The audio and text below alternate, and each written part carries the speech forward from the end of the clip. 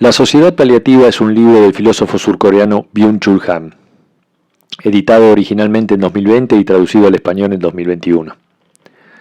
Se centra en la idea de una sociedad que ha desarrollado una fobia al dolor, en la que ya no hay lugar para el sufrimiento. Ernest Junger dice: «Cuéntame qué es para ti el dolor y te diré quién eres». Nuestra relación con el dolor desnuda el tipo de sociedad en la que vivimos. Los dolores son como señales cifradas, claves para entender la realidad. Hoy impera la algofobia, o fobia al dolor, un generalizado miedo al sufrimiento. También la tolerancia al dolor disminuye y la algofobia deriva en una anestesia permanente, que lleva a tratar de evitar todo estado doloroso, sea personal, emocional o social. Cada vez hay menos espacio para el conflicto, ya que derivan dolorosos enfrentamientos. Por eso la algofobia también alcanza la política, aumentando la presión por alcanzar acuerdos y consensos. Con esta premisa, la política se termina ubicando en una zona paliativa, donde pierde toda vitalidad. El difuso centro se convierte en un paliativo político, y la falta de alternativas opera como un analgésico. Lo que se está generando es un estado de democracia paliativa, una posdemocracia. Por eso Chantal Mouffe exige el regreso de una política agonista, que no rehúya a los conflictos. La política paliativa no es capaz de reformas profundas, porque ellas necesitan de acciones dolorosas. Se trata de una política incapaz de enfrentarse al dolor, por lo que todo termina siendo una continuidad de lo mismo. En esta sociedad transparente prevalece la positividad absoluta, eliminando la negatividad, y el dolor es la negatividad por excelencia. Incluso la psicología sufre esta carencia, ya que de una psicología negativa, que es una psicología del sufrimiento, se pasa a una psicología positiva que se ocupa del bienestar, de la felicidad y de evitar todo pensamiento negativo. La ideología neoliberal de resiliencia toma las experiencias traumáticas con el objetivo de potenciar el rendimiento. El entrenamiento de la resiliencia tiene el objetivo de convertir al ser humano en un ser de rendimiento, insensible al dolor y continuamente feliz. El dolor se interpreta como debilidad en la sociedad paliativa, algo que debe ocultarse o eliminarse. Hoy el dolor está impedido de expresarse, está mudo. Vivimos una cultura de la complacencia que imposibilita la catarsis y nos lleva a ocultarnos debajo de la alfombra de la positividad. La cultura de la complacencia impulsa la mercantilización de la cultura deviene en economía y la economía se convierte en cultura. El diseño penetra en el ámbito del arte y el consumo se mezclan. Cuando el arte y el consumo estaban en esferas separadas, no se esperaba del arte ningún agrado. El arte debía ser chocante, molestar, perturbar, incluso debía doler, poner la piel de gallina, estremecer. El arte era un lugar distinto, extraño, donde el dolor habitaba, capaz de contraponer su narrativa al orden imperante. La vida que rechaza al dolor es una vida cosificada. Lo que mantiene viva la vida es estar impresionado por lo otro. Para Kafka, la escritura es una dulce y maravillosa recompensa a cambio de un sufrimiento insoportable. Escribe cuando la angustia no lo deja dormir. Schubert crea sus maravillosas obras tardías sumido en dolores insoportables, y sus obras son un canto al amor y al dolor. Pero la anestesia general de la sociedad hace desaparecer por completo la poética del dolor. El dolor se desengancha de la imaginación estética. Los analgésicos ponen una valla a la imaginación, la sedan. El dolor es interrumpido antes que se transforme en narración, porque la negatividad del dolor interrumpiría lo igual. La sociedad premoderna tenía una relación íntima con el dolor. Sus espacios de poder rebosaban de gritos de dolor. El dolor era un medio para el poder, y los cuerpos mortificados eran sus insignias. Al pasar de la sociedad de los mártires a la sociedad disciplinaria, cambia la relación entre poder y dolor. Se aplica el dolor, pero de una manera más discreta, sutil y silenciosa. Desaparece el cuerpo martirizado ofrecido en espectáculo y aparece el cuerpo productivo, obediente y disciplinado. En la actual sociedad neoliberal de rendimiento, el cuerpo ya no es víctima ni medio de producción. Es un cuerpo hedonista, que sin dirigirse a ningún fin superior rechaza el dolor, porque el dolor carece de sentido. El dolor pierde referencia con el poder. El dolor se despolitiza y se convierte meramente en un asunto médico. La nueva fórmula de dominación es sé feliz. La positividad de la felicidad reemplaza la negatividad del dolor. La felicidad proporciona una enorme capacidad de rendimiento. El sometido ni siquiera es consciente de su sometimiento. Las personas consideran que son libres y la libertad no se reprime, se explota. El imperativo de ser feliz genera una presión más devastadora que el imperativo del deber. En el régimen neoliberal, el poder asume también una forma positiva. Se vuelve elegante. Y el poder elegante no duele. Se las arregla sin represión, de forma seductora y permisiva. La sumisión se logra por autorrealización que simula ser libertad. Y de esa manera se hace más invisible que el represivo poder disciplinario. También la vigilancia asume una forma elegante. Constantemente se nos incita a expresarnos, a que nos comuniquemos, a que comuniquemos nuestros deseos y preferencias, a que contemos nuestra vida. La comunicación total acaba coincidiendo con la vigilancia total. El desnudamiento pornográfico acaba siendo lo mismo que la vigilancia panóptica. El dispositivo neoliberal de felicidad se encarga de que cada uno se ocupe de sí mismo, de su propia psicología, y no a que se cuestione críticamente la situación social. El infierno del igual es la zona paliativa de bienestar. De esta zona, el dolor debe ser expulsado, para que su presencia no interrumpa el libre flujo de la comunicación. La comunicación alcanza su máxima velocidad cuando lo igual se junta con lo igual. El me gusta acelera la comunicación. El dolor, por el contrario, la demora, porque propende al enmudecimiento, y esa propensión es lo que permite que acontezca algo totalmente distinto. El sufrimiento, del cual es responsable la sociedad, ese sufrimiento externo, se privatiza y se convierte en un asunto psicológico, interno. Por eso lo que hay que mejorar ya no es a la sociedad, sino a los estados anímicos personales. La psicología positiva consuma el final de la revolución. A los revolucionarios les suceden los coaches motivacionales. Al reducir el dolor al territorio exclusivo de la medicación y la farmacia, se impide que el dolor se haga lenguaje y crítica. La sociedad paliativa se inmuniza frente a la crítica con ayuda de medicamentos y de los mensajes anestésicos de los medios. Así como la felicidad es solo un asunto privado, el sufrimiento pasa a ser resultado del propio fracaso. En lugar de revolución, hay depresión. Cuando nos afligimos por la angustia y la inseguridad, en lugar de culpar a la sociedad, nos culpamos a nosotros mismos. La sociedad paliativa despolitiza el dolor convirtiéndolo en un asunto medicinal y privado. El dispositivo neoliberal de felicidad la cosifica, la convierte en una suma de sensaciones positivas.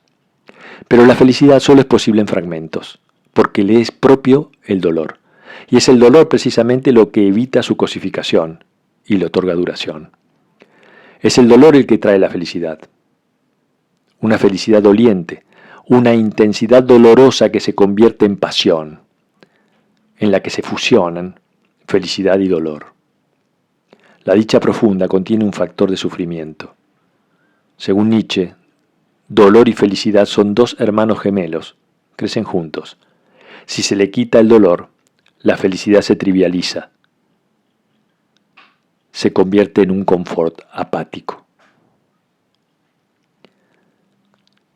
Dijimos que el dolor es el espejo de la sociedad, y hoy el espejo es el virus. Hoy se absolutiza la idea de supervivencia. Todas las fuerzas vitales se dedican a prolongar la vida. Sociedad paliativa se ha convertido en sinónimo de sociedad de supervivencia. En la pandemia se genera una radicalización viral en la lucha por sobrevivir. La vida se anquilosa por completo en ese objetivo. Y cuanto más se reduce la vida a la mera supervivencia, más miedo se tiene a morir. La algofobia es, en último término, tanatofobia. La pandemia ha hecho nuevamente visible a la muerte, esa misma que tanto nos habíamos propuesto reprimir. Se cuentan los muertos a diario. La muerte ha vuelto a dominar por completo la vida. Como la salud asume el lugar del valor supremo, acatamos sin chistar el estado de excepción que reduce la vida a la supervivencia. La cuarentena se transforma en una modalidad del campo de internamiento, y en tiempos de pandemia el campo de trabajo neoliberal se llama teletrabajo. Ya antes de la pandemia, la vida se había convertido en un proceso biológico que había que optimizar perdiendo toda dimensión metafísica. La vida era despojada de toda narrativa, rituales o símbolos que le otorgasen sentido, y se quedó desnuda. Si hoy nos resulta esencialmente difícil morir, se debe a que ya no es posible hacer que al final de la vida se llene la muerte de sentido. La vida se interrumpe a destiempo. Envejecemos sin hacernos mayores. La pandemia ha puesto en conmoción al capitalismo, pero no lo elimina, ya que no aporta ninguna narrativa en contrario al capitalismo. Finalmente, la sociedad que solo se preocupa por su supervivencia es una sociedad de muertos vivos. Reina una parálisis nerviosa, tensa. La cuarentena no conduce al ocio, sino a una inactividad autoimpuesta. La pandemia no es un lugar donde demorarse. La sociedad paliativa es una sociedad de la positividad.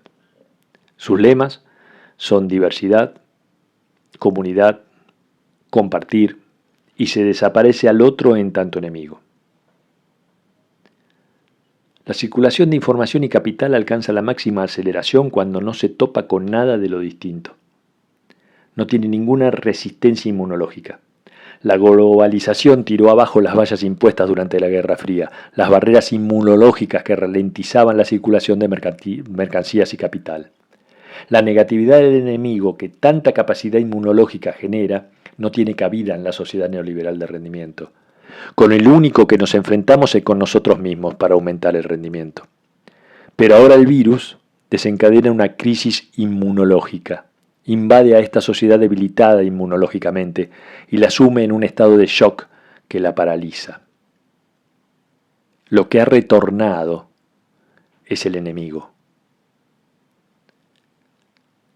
La pandemia actúa como un terrorismo. Ese otro que ataca a la mera supervivencia trayéndole la pura muerte, provocando una reacción inmunológica. Hoy cada uno de nosotros es sospechoso de portar el virus, lo cual habilita un régimen policial biopolítico. La pandemia no ha hecho surgir ninguna otra forma de vivir.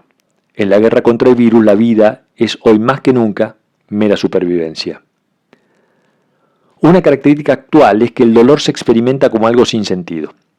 Hemos perdido el arte de padecer el dolor. De allí que el dolor es visto como un mal absoluto, sin sentido, que debe ser combatido con analgésicos.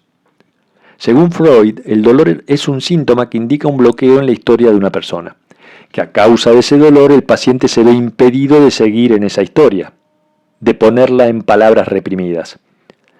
La terapia consiste en liberar a la persona del bloqueo lingüístico. La narración es el paso inicial del proceso de sanación en la terapia, y el dolor opera como un dique de contención. Por eso el propio dolor es el que genera la corriente de la narración que lo arrastrará consigo. Es el dolor el que pone en marcha la narración. Actualmente el dolor se ha cosificado e identificado como un tormento puramente corporal, lejos de ser un acto emancipador. Pero el sinsentido del dolor es una continuidad de la vida reducida a un proceso biológico, que se ha quedado vaciada de sentido. El dolor carente de sentido solo es posible en una vida vacía de sentido. Una vida que se ha dejado de narrar. Pero cuando el entorno nos depara cada vez menos dolores, nuestros nervios comienzan a hipersensibilizarse. El cuerpo disciplinado alerta a protegerse de los dolores externos, pone la mirada en ese exterior que amenaza. Por el contrario, nuestra atención se dirige a nuestro propio cuerpo. Pero el dolor es algo que no desaparece, sino que cambia la forma de manifestarse. En base a la idea de astucia de la razón de Hegel, Jünger postula la astucia del dolor. Según esto, el dolor elude las protecciones artificiales al filtrarse gota a gota en la vida hasta llenarla por completo.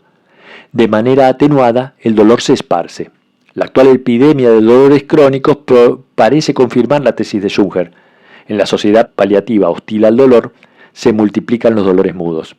Son dolores por sobrecarga, los dolores propios de las tensiones psíquicas que generan las condiciones de vida de una sociedad del rendimiento. La crisis de opioides en Estados Unidos es una demostración sobre la búsqueda del bienestar permanente que las personas persiguen mediante químicos. Así, medicamentos privados de la medicina paliativa se generalizan incluso para personas sanas. El narcisismo y el egoísmo potencian una sociedad donde domina el aislamiento y la soledad, situaciones que amplifican los dolores, ya que nos falta el efecto saludable de la mano del otro. Victor von Weizsäcker define al dolor como una encarnación de la verdad. Por eso los vínculos se evidencian verdaderos cuando duelen las separaciones. El dolor es un criterio fiable de la verdad, un instrumento de separación entre lo auténtico y lo no auténtico. El dolor solo puede aparecer donde hay un auténtico vínculo de pertenencia que está amenazado. No hemos vivido ni amado sin dolor. Por el contrario, una unión sin vitalidad y meramente funcional no expresa ningún dolor, ni siquiera cuando se rompe. Es el dolor el que distingue la convivencia viva del rejunte muerto. Solo las verdades duelen. Toda verdad es dolorosa. Pero la sociedad paliativa es una sociedad sin verdad, un infierno del igual.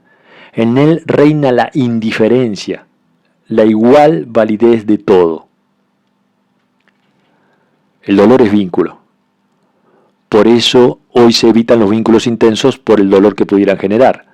La idea de enamorarse sin sufrir es hacer desaparecer al otro como dolor y convertir al amor en consumo. El amor como relación enfática con el otro nos invade y nos hiere. Por el contrario, el amor como consumo se las arregla sin heridas ni dolores. Por otra parte, la sociedad paliativa genera una reducción de la capacidad de empatía, porque elimina al otro como dolor. El otro es cosificado y reducido a objeto, y el otro como objeto no duele. Estamos embriagados de ego, cada vez somos menos capaces de percibir al otro en su alteridad, y una vez que el otro es privado de su alteridad, ya solo se lo puede consumir. El dolor es diferencia. Donde no hay dolor hay indiferencia. Sin dolor no hay posibilidad de hacer valorizaciones basadas en distinciones. Es un mundo donde reina la igual validez de todo. El dolor es una muestra de realidad y la ausencia del dolor hace que la sociedad paliativa convierta al mundo en irreal. Vivimos en una época posfáctica, de fakes. Sentimos una apatía por la realidad, incluso una anestesia para la realidad. Solo nos puede sacar de ella una dolorosa conmoción causada por la realidad. Quizás la reacción de pánico frente al virus se explica en parte por este efecto de shock. El virus nos enfrenta a la realidad, la vuelve a evidenciar. Hegel sostuvo que el espíritu entra en contradicción consigo mismo, y esa contradicción le duele. El dolor transforma al espíritu. Sin dolor, el espíritu permanece igual a sí mismo, porque el poder consiste en mirar lo negativo a la cara. Por el contrario, apartar la mirada de lo negativo conduce a morir en vida. A diferencia del dolor, la salud no es dialéctica. El dolor es vida. Por esa razón, Nietzsche afirmaba que le debía más a su dolor que a su salud, que al dolor le debía una salud superior. Una salud que ante todo lo que no mata, se hace más fuerte. El dolor pone en cuestionamiento los sentidos referenciales habituales. obliga al espíritu a un cambio radical de perspectiva. Sin dolor no hay revolución, no hay partida hacia lo nuevo, ni historia. Francis Fukuyama postula una vez más la llegada del fin de la historia. Pero no se trata de una apoteosis unilateral de la democracia liberal, sino que muestra una ambivalencia, porque en definitiva, la democracia liberal termina generando una sociedad paliativa que es encarnada por el último hombre de Nietzsche.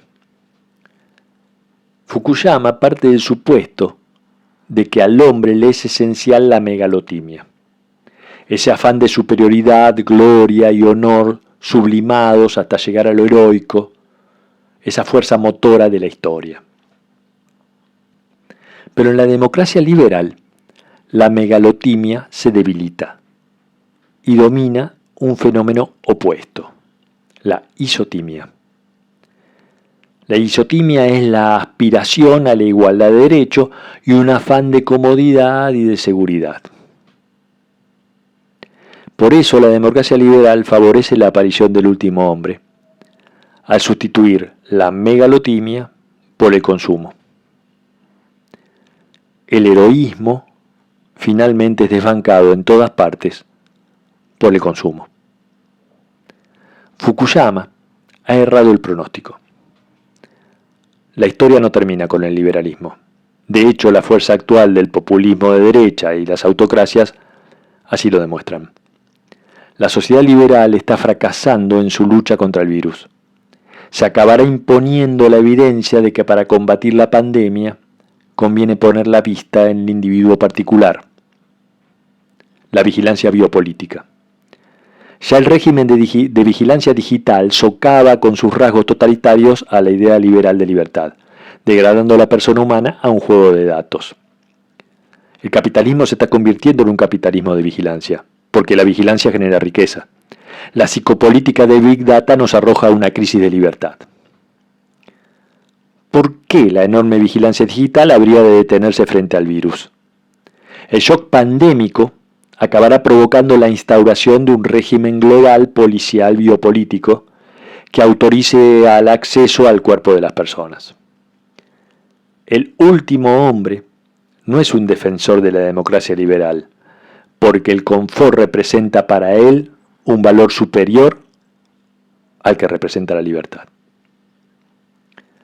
Fukuyama plantea la posibilidad de que ante el dominio del último hombre el aburrimiento insoportable puede volver a poner en marcha la historia nuevamente, hacia una sociedad en la que impere una megalotimia desenfrenada. Pero esto no sucederá. Lo que nos espera es distinto, es una época posthumanista, en la que el último hombre será superado. David Pearce, en el Imperativo Hedonista, sostiene que la historia de la evolución hace que los dolores corporales y psíquicos estén destinados a desaparecer, inclusive las penas de amor. El objetivo del transhumanismo es alcanzar una sublime felicidad que todo lo penetra, y que ese transhumano incluso podrá eliminar el aburrimiento por medios biotecnológicos. Pero la vida indolora en una felicidad permanente habrá dejado de ser una vida humana. Muerte y dolor van juntos. El dolor se anticipa a la muerte. Quien pretenda erradicar el dolor tendrá que eliminar a la muerte. Una vida sin dolor y sin muerte ya no es una vida humana, sino una vida de muertos vivos. Seguramente el hombre poshumano habrá alcanzado la inmortalidad, pero habrá sido al precio de la vida.